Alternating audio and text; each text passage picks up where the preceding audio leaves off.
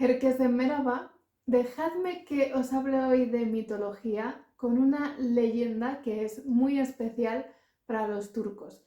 Estoy hablando de la leyenda de Ergenekon. Para muchos ha significado una fuente de inspiración y un componente muy importante en la identidad cultural turca. Así que si queréis quedaros a escuchar este relato que habla de la resistencia y de la capacidad de renacimiento del pueblo turco, pues quedaros a ver este vídeo. Lo primero que tenéis que saber de esta leyenda es que no se recoge en ningún texto, no tenemos fuentes primarias de ella, pero sí que hay referencias indirectas en otros textos históricos. Cuando digo indirectas es que me refiero a que se nombran eventos o acontecimientos similares a los que se narran en esta leyenda.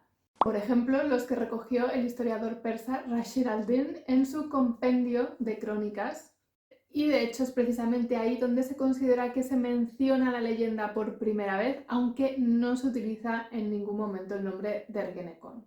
La cuestión es que la leyenda, al haber sido transmitida oralmente de generación en generación, pues no se puede datar en un momento concreto y además tiene un montón de versiones diferentes. Lo de las versiones, que eso ya depende de cada región o de cada comunidad, ha hecho que me vuelva un poco loca a la hora de resumírosla. Pero afortunadamente hay una serie de elementos comunes que son en los que me voy a basar. Hace muchos años el pueblo de los Gökturk, que eran los antepasados nómadas de los turcos actuales, vivían prósperamente en las estepas de Asia Central. Todo esto hasta que fueron atacados y arrasados por un clan rival. En la leyenda no se especifica quiénes fueron esos enemigos, pero historiadores modernos creen que podría tratarse de los chinos. Sí, ya lo sé, obviamente os estoy contando un relato que es mitológico, es simbólico, pero algunos estudiosos consideran que podría reflejar conflictos reales que tuvieron los Gökturk con algunos pueblos vecinos y que, por supuesto, eran enemigos. El caso es que estos enemigos se hicieron con sus tierras y en algunas versiones incluso llegaron a matar a todos los varones, dejando solamente a algunos niños y mujeres. Los supervivientes decidieron buscar refugio en un lugar secreto y aislado, un valle rodeado de montañas y de difícil acceso que se llamaba Ergenekon. Este valle era el lugar ideal para establecerse y prosperar, ya que era muy fértil y estaba muy protegido. Algunas versiones incluso cuentan que el pueblo llegó a sellar la única entrada a ese valle, fundiendo las herramientas y las armas que llevaban y creando una gran puerta de hierro. En este lugar los Gökturk vivieron de manera próspera y en paz durante muchos años. De hecho, la población llegó a crecer tanto y se llegaron a expandir tanto que los recursos empezaron a escasear. Fue entonces cuando se hizo evidente la necesidad de encontrar nuevos territorios.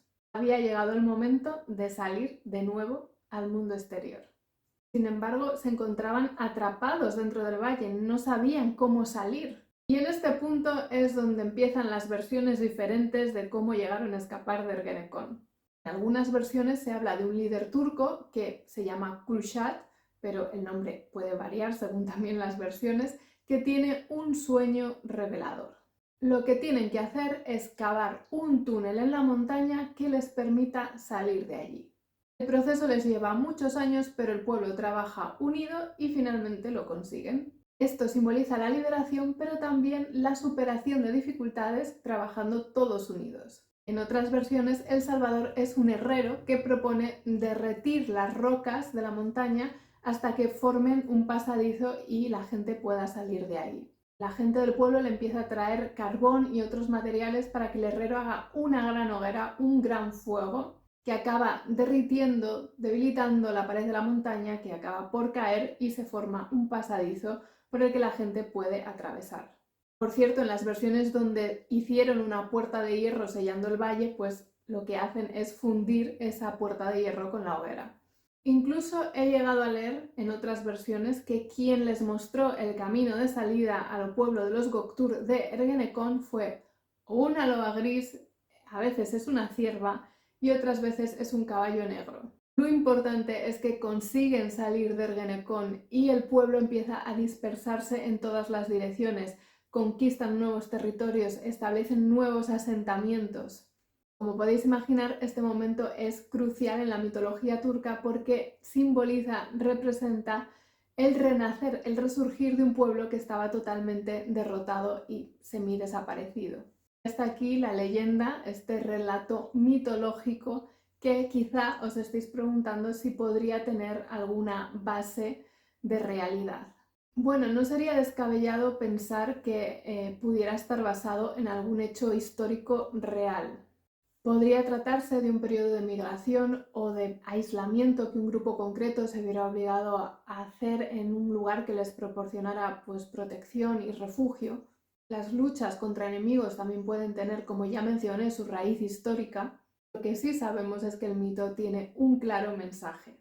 La capacidad de esa gente para reponerse en los momentos más duros y vencer las dificultades para así renacer con más fuerza, la unión y la solidaridad del pueblo turco en momentos muy difíciles, así como la cooperación y la colaboración para la supervivencia, sin olvidar el espíritu de resistencia.